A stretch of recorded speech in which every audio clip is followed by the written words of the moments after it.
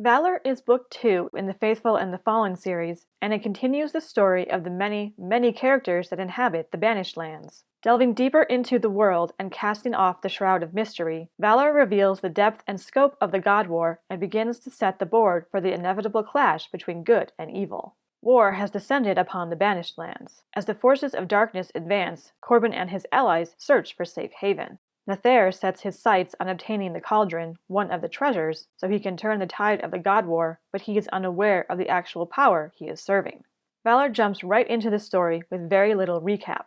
If you haven't read the first book, you will be completely lost. While Malice leaned into mystery, a little too much in my opinion, Valor shows all its cards. The kings and queens previously known only by name receive viewpoint chapters that reveal their motivations and goals. Alliances and schemes are seen from their conception, not just the end result. If a character does have a secret, it no longer remains hidden from the reader.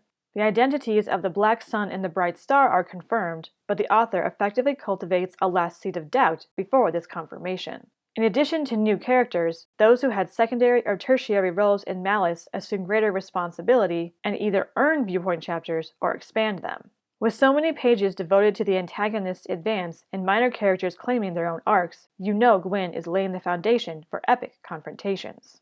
Valor is a book of choice and change, where the mantle of leadership begins to descend upon the younger generation. This mantle is thrust upon some too soon, while others take it by force, believing they will bear it better than the current proprietor. The younger generation finds itself having to make life and death decisions, and the consequences burden the unprepared or become a dismissed evil. Valor cautions you to not become the thing you seek to defeat. A just goal can degrade to tyranny or blind vengeance. It asks if living honorably is worth it, especially when the dishonorable ones always seem to win. Doing what is right is hard, but will you be able to live with yourself if you choose the dishonorable path?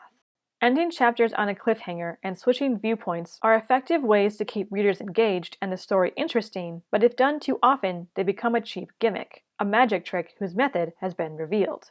Being an epic fantasy, Valor has a fairly average page count, but it hosts a whopping 120 chapters, all of which contain a different viewpoint than their predecessor.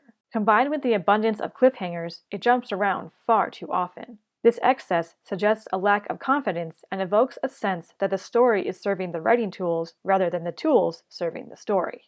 Since Malice was Gwynne's first novel, I gave him leeway regarding his prose, but now that I'm past book 2, I'm going to talk about it. Good stories can, unfortunately, be composed of poor prose, as is the case here, but they shouldn't be. That's the lowest bar on the writing ladder. Gwynne's vocabulary and sentence structure are basic, simple, and work against the story he is trying to tell. He is writing an adult dark fantasy, but his prose hovers the border between young adult and middle grade. The maturity of the prose does not equal the maturity of the subject matter, and this discrepancy reduces the quality of the entire novel, which is a shame because the story does have a lot of substance. I haven't read any of Gwynne's later series, so I can't say if this improves or not, but I really hope it does.